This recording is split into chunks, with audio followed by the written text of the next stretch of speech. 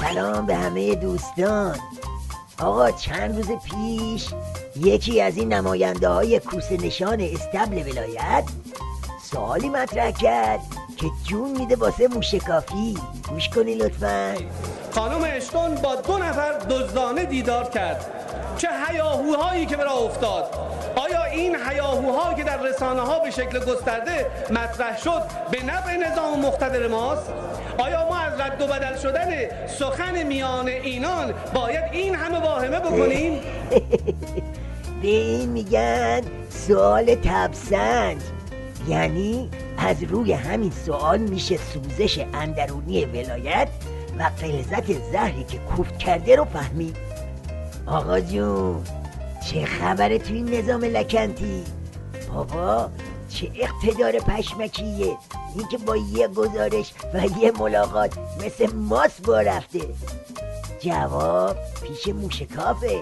منتها اول بذارید چند فقره عربده کشی تو استبل ولایت رو هم با هم بشنوید تا بعد خدمتتون عرض کنم. از شر آمریکا و اروپا در همه عرصه ها و به ویژه زمینه مذاکرات و نرمش دستگاه دیپلماسی که قهرمانان بودنش ثابت نشده به خدا پناه میبریم. هوشیار باشند که میخواهند ما را در جبهه‌های مختلف هسته‌ای، حقوق بشر و غیره مشغول کنند. قهرمانان بودن نرمش سیدعلی ثابت نشده، اما الحق و بالانصاف ذلیلانه بودنش خوب ثابت شده. اما درد اصلی همون بود که آخرش گفت. بله اسمش حقوق بشره، همون که این روزها بالا تا پایین نظامو به هاپ انداخته. میگن شیخ فریه فلان فلان شده. جام اولو دادی دست عظما، حالا دیگه قد ولکنمون نیست. هی باید بخوریم، هی باید بخوریم، هی باید کوف کنیم. دستگاه دیپلماسی کشور بایستی در قبال تحقیر اقتدار ایران اسلامی و فعل خطای خود پاسخگو بوده و پاسخ قاطعی را به جسارت اشتون و بانکیمون داده و اجازه میدانداری در عرصه دیپلماتیک را به زیادخواهان غربی ندهند.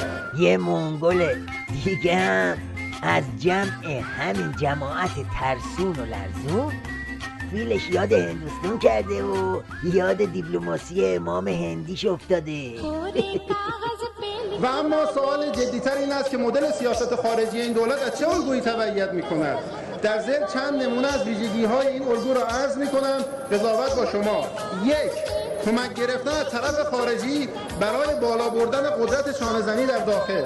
اگر این فرض درست باشد که اطلاعات همه در تایید این فرض است، آیا این مبنای دیپلماسی خمینی کبیر بود؟ بگی منو هر وقت گفتن پنیر تو یکی سرتو بذار و بمیر. مبنای دیپلماسی خمینی کهیرتونم دیدی، یا گوادلوپ بود، یا الجزایر بود، یا کلت و کیک بود.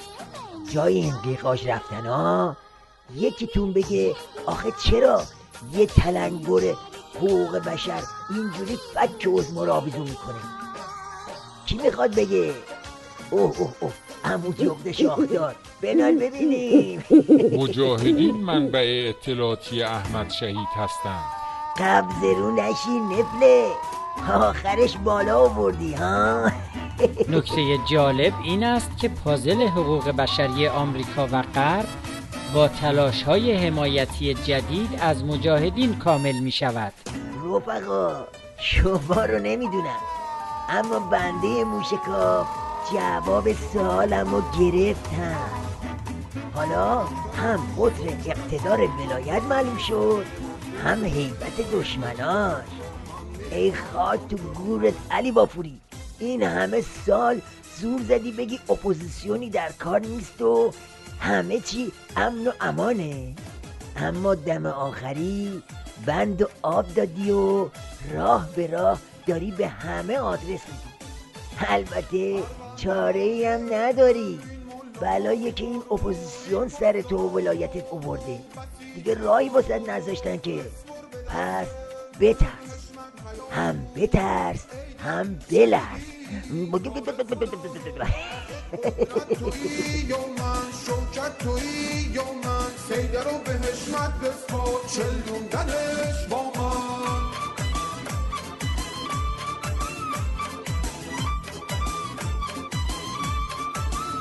آره قدرت تویی یا من شوکت تویی یا من سیده رو به حشمت بسپار چلوندنش با من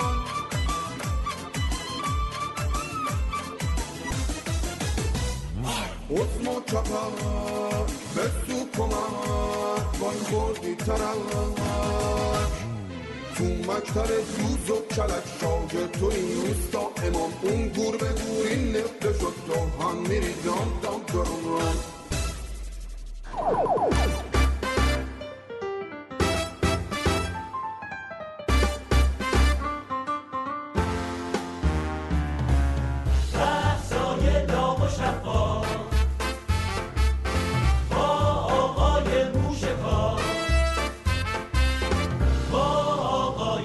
موشکار